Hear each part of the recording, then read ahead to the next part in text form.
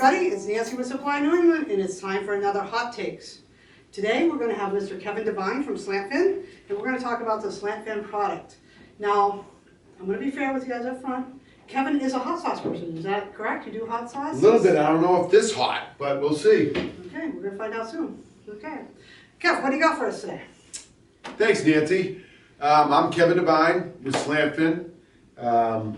As we like to say, a boiler for every application. That's what we bring to the table. You mean there's not a boiler that fits every application out there? Oh, you might think there is. What? That's not the truth. The truth is, every application is a different animal, okay?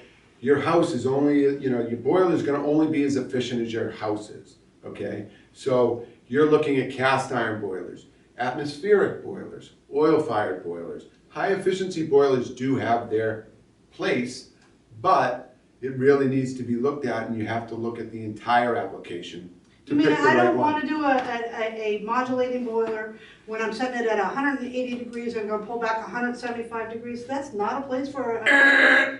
No-go. Yes, that's a no, guys. That's a no-go. A lot of applications, if you have baseboard that's rated for 180 degree water temperature to heat your home, you might want to look at an atmospheric, gas-fired, or oil-fired boiler.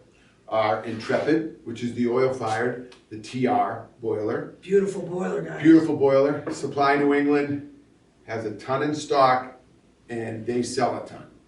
Also, our Sentries, atmospheric, gas-fired boiler, into your chimney, 85% efficient, perfect.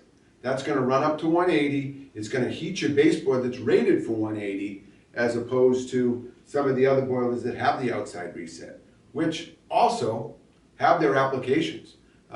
We have one called the BGH, the Victory Gas High Efficiency Boiler. See, I'm doing my van. Oh, she's good, isn't she? So that 95% efficient, and that runs up to, on the residential end, 90 to 200,000 BTUs, combi units, along with heat only. Now, what's your modulation rate? Modulating, up and down. 10 to 1. 10 to 1, that's. Yes. Yeah, right. Everybody needs 10 to 1, or you shouldn't even bring it to the table, right? So, but once again, there's misnomers about turn down ratios, okay? So if you're looking at a high efficiency boiler, you need to see, once again, what the application is. I don't have to sell you the VGH because I do have other boilers that I can sell you. But on the VGHs, okay, high efficiency boilers, outside reset, that's gonna target 140 degree water temperature on a 30 degree day. Now, a lot of baseboard is not rated for that, so you might go feel your heat and it doesn't feel warm. Some homeowners feel their heat and don't see that. They're not feeling too good about it. We like to say that the high efficiency boilers heat, more as opposed to city miles, it's highway miles. It's slow and steady, and it heats the home. You don't go down and crank it up and think you're gonna get heat right away and your house is gonna be really warm.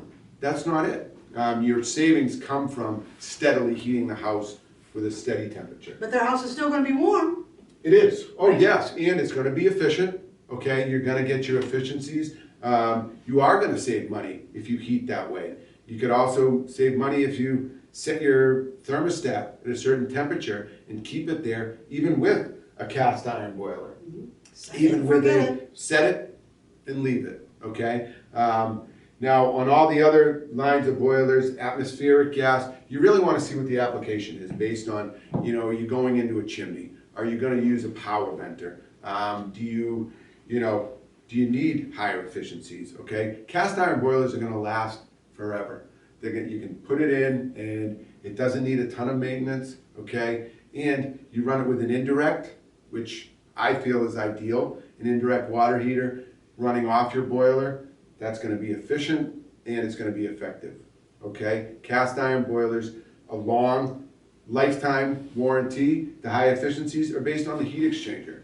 The heat exchanger, which doesn't hold up as well as cast iron to dirty water. Bad water, we don't have any bad water in Massachusetts at all, right? especially in Rhode Island. So we don't have to worry about that. So, but on our high efficiency boiler, and along with all our other boilers, 5-year parts and labor. That's beautiful. Now, I'm gonna stop you there, because it's time to get down to business. Oh, Okay? I was putting off the inevitable. Yeah, that's not But happening. it's okay? not happening. Nancy's got me by the Yeah.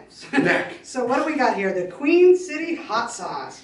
Now, it's a little dark. That's how you know it's going to be hot. The darker the sauce is normally hotter.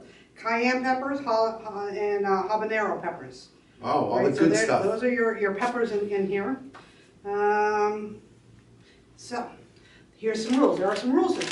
Okay, there's rules. We're going to shake up the hot sauce because we've got to make sure we get everything going, right? See, I just had my vendor meeting with the Reardons and Mr. Pelletier and Mr. Lafort. So I'm all charged up now, very Let's exciting see how, meeting, let's see how we do. The hot sauce on there. Now, you got to wait, okay? Okay, Because the rule is, when you go to put that chip in your mouth, it's hot sauce down on the tongue. Don't try to sissy on me and do hot sauce up, okay? sissy on you. Yeah, don't sissy on me, okay? I wouldn't do that. Now, you have some water there. We have our chocolate here, just in case. We have some sugar. Sugar, I've never even heard of that. Yeah, whole sugar, that's, things like that. Those are your things that take the heat out the fastest. thing. Okay, Okay, you ready? ready for this? Cheers. Woo! Cheers. Hot sauce down. Down, just stick it on.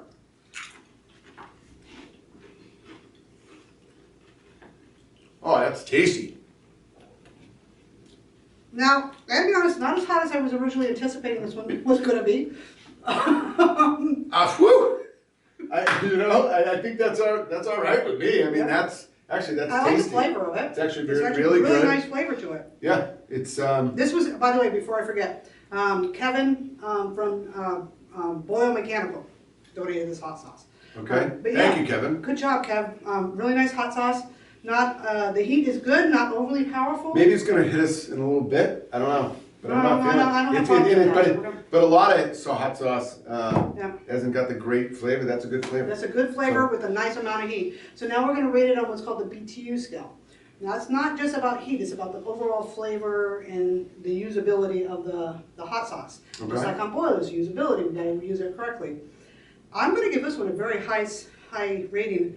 I think I'm going to go like 9.7 on this one. 9.7 on a 10 scale. Yeah? You know what? I'm gonna go a little bit lower because I was expecting a little more heat, maybe. But I'm right there. I'll give you about an 8.5. Okay. 8.5. Good I like heat, the but flavor. but I really like the flavor. Yeah. The flavor was good, and and not too much overwhelming heat. So I'll take This it. is definitely breakfast sandwich hot sauce right here. I would definitely do this daily. Yep. So, good job. All right, thanks, Kev. And Thanks, thank you Nance. guys. We'll see you next time. See ya. All right?